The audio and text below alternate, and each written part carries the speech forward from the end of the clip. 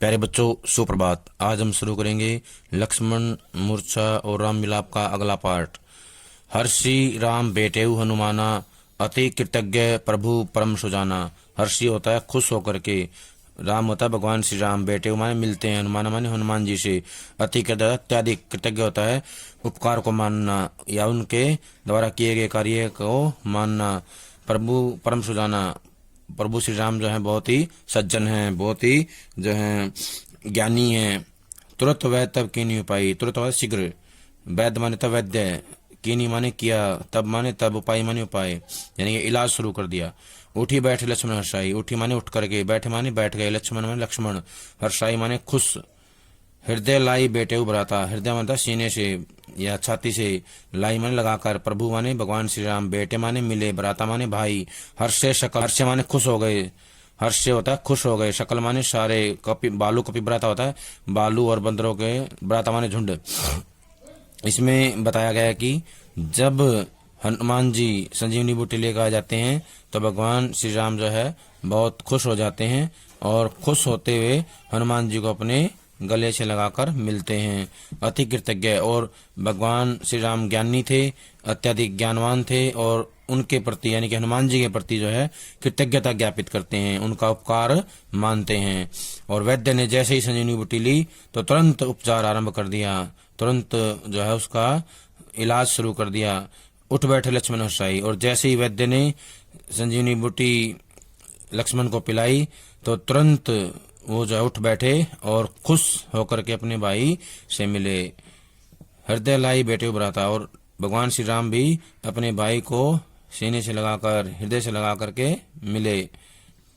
हर्ष से सकल कपि भालू भराता, वहां पर जितने भी बंदरों के झुंड थे, बालुओं के झुंड थे, वो सारे के सारे इस दृश्य को देख करके खुश हो गए।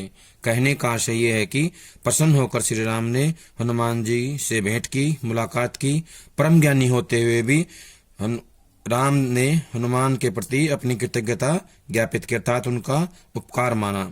संजीवनी प्राप्त होते ही वैद्य ने लक्ष्मण का तुरंत उपचार किया और वे खुश होकर के बैठ गए, अत्यधिक प्रसन्न होकर के बैठ गए। कपि पुनि वैद्य तहाँ पहुंचा, कपि होता है हनुमान जी, हनुमान जी ने पुनि माने दोबारा से, वैद्य माने वैद्य को, तहाँ पहुंचा, वैद्य को तुरंत वहीं पहुंचा दिया जहां से उनको लेकर के आए थे। जही विधि तभी तही लई आवा, जही विधि जिस प्रकार उन्हें वहां से लाए थे, वहां से मतलब लंका से, वैद्य को हनुमान जी लंका से उनकी कुटिया के साथ उठा करके ले आए थे। और जैसे ही उन्होंने इलाज कर दिया तो हनुमान जी ने वैद्य को तुरंत सम्मान के साथ लंका में कुटिया के सहित पहुंचा दिया। यह वृत्तांत दशानन सुनेऊ, जब रावण ने यह वृत्तांत सुना, सारी कहानी सुनी, अति विषाद पुनि पुनि सिर दुनेऊ, वो जो है अत्यधिक दुख के कारण अपना सिर पीटने लगे। कहने का आशय है कि रावण को जब पता लगा कि लक्ष्मण होश में आ गए हैं तो उनको जो है बड़ा दुख हुआ, कष्ट हुआ, और वो दुख के कारण अपने सिर को बार बार पीटने लगे। व्याकुल कुंभकर्ण पहियावा, वो जो है व्याकुल होकर के, उदास होकर के कुंभकर्ण के पास आए, पहियावा ने पास आवा, कुंभकर्ण के पास आ गए। विविध जतन करी ताही जगवा, उन्होंने क्या किया, अनेक प्रयत्न किए, प्रयास किए, और अनेक प्रयास करके उन्होंने जो है उसको जगाया। जागा निश्चर देखिए कैसा, और जब वो उठा कुंभकर्ण तो ऐसे लग रहा था मानो काल देह दरी वैसा, मानो काल जो है, यमराज जो है स्वयं शरीर धारण करके आ गया हो। कहने का आशय है जब कुंभकर्ण उठा, जागा, तो ऐसे लग रहा था जैसे कोई काल जो है आ गया हो, काल जो है उसके रूप में पहुंच गया हो। कुंभकर्ण बूझा कहू भाई, कुंभकर्ण ने अपने भाई से पूछा, रावण से पूछा कि हे भाई, काहे तब मुख रहे सुखाई, तुम्हारा मुख जो है सूखा हुआ क्यों है, तुम इतना जो है उदास क्यों दिखाई दे रहे हो। कथा कही सब तही अभिमानी, उसने जो है अभिमान के साथ सारी कहानी कह दी, बता दी। यही प्रकार सीता हरियाणी, जिस प्रकार उसने सीता का हरण किया था और उसे लंका में ले आए थे। तात कपि ने सब निश्चर मारे, और उसने बताया कि हे भाई, अब जो है उनके बीच में युद्ध शुरू हो गया, राम और रावण के बीच में, और इस युद्ध में बंदरों ने सारे योद्धाओं को या सारे राक्षसों को मार दिया है।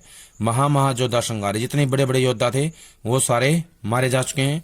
दुर्मुख सुरिपु मनोजहारी, दुर्मुख होता है बड़े मुंह वाले, बहरे भयंकर मुंह वाले। सुरिपु होता है देवताओं के शत्रु, मनोजहारी होता है मनुष्यों को खा जाने वाले। भट्ट अतिकाय कंपन नाम के जितने भी थे, अपर महोदरादि वीर, अपर महोदरादि नाम के जितने भी वीर योद्धा थे, परे समरमही सबरंदिरा। वो कहता है कि हे भाई, अब जो है दुर्मुख और नरबक्षी जितने भी राक्षस थे, देवताओं के जो शत्रु थे, वो सारे के सारे राक्षस जो है अब मारे जा चुके हैं। भट्ट अतिकाय कंपन आदि, भट्ट अतिकाय कंपन जितने बड़े बड़े योद्धा थे, अपर महोदरादि वीर, अपर महोदरादि जितने भी नाम के वीर थे, परेशमरमय सबरिंदरा, सारे अब जो है युद्ध भूमि में निष्प्राण पड़े हुए हैं। कहने का आशय है कि उनमें से अब कोई भी जीवित नहीं है, सब अपने प्राणों से हाथ धो बैठे हैं। कहने का आशय है कि बताने का प्रयास किया गया है कि अब जो है रावण की सेना लगभग समाप्त हो चुकी है, अब उसके अंदर कोई सूरवीर योद्धा नहीं बचा है।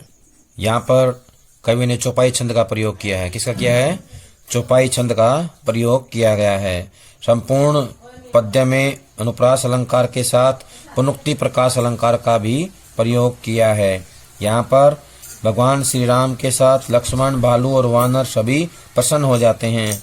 तो इस प्रसन्नता के वातावरण के साथ साथ रावण के विषाद का वर्णन भी इसमें किया गया है। रावण के दुख का वर्णन भी यहाँ पर किया गया है। साहित्यिक सरलावधि भाषा का प्रयोग यहाँ किया गया है। इस चौपाई में बताया गया है कि कुंभकर्ण ने निर्भीक होकर रावण के जो अभिमान है उसके ऊपर टिप्पणी की। रावण ने अपने भाई को अपनी पराजय के बारे में बताया कि वो किस प्रकार हार गया है वानरों से और भालुओं से। इस पद में कवि ने बताया है कि किस प्रकार रावण की सारी सेना जो है समाप्त हो गई है और उसके थोड़े से ही योद्धा बचे हुए हैं। लगभग सारे जो शूरवीर योद्धा हैं वो युद्ध भूमि में मारे जा चुके हैं। सुनी दस्कंदर वचन तब कुंभकर्ण बिलखान, जगदम्बा हरियाणी अवसर चाहत कल्याण। सुनी होता सुनकर, दस्कंदर रावण, वचन माने बातें, तब माने तब, कुंभकर्ण होता है कुंभकर्ण, बिलखान होता है बिलखते हुए दुख के साथ रोते हुए, जगदम्बा होता है माँ जगदम्बा जो संसार को चलाने वाली है, हरि माने होता हरण, आनी माने करके ले आया है, अब माने अब, सठ माने दुष्ट मूर्ख, चाहत माने चाहता है, कल्याण माने कल्याण।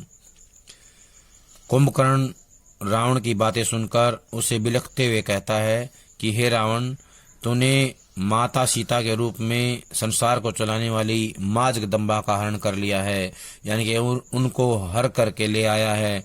अब हे मूर्ख, तू कल्याण चाहता है, वो बहुत ही मुश्किल है, क्योंकि अब तेरा कल्याण नहीं हो सकता, अब तेरा अंत निश्चित है, अब तेरा विनाश होकर के ही रहेगा। अब हम करेंगे इसके साथ जो अलंकार हैं, देखें कौन कौन से अलंकार आएंगे। इसमें पहला तो आएगा अनुप्रास अलंकार। इस दोहे में अनुप्रास अलंकार का प्रयोग किया गया है। दोहा छंद है इसके अंदर, और यहाँ पर कवि ने कुंभकर्ण के मुख से रावण के प्रति घृणा भाव व्यक्त किया है। रावण के प्रति घृणा का भाव व्यक्त किया है, कुंभकर्ण के माध्यम से किया है, उनके मुख से किया है। साहित्यिक अवधि भाषा का प्रयोग किया गया है। प्यारे बच्चों, ये था हमारा लक्ष्मण मूर्छा और राम विलाप का जो है अंतिम पार्ट। सभी इसको ध्यान से पढ़ेंगे, सुनेंगे और अपनी कॉपी में लिख करके इसके प्रश्न उत्तर याद करेंगे। जब तक अगली वीडियो नहीं आती है तब तक ये सारा काम पूरा कर लें। सभी का बहुत बहुत धन्यवाद।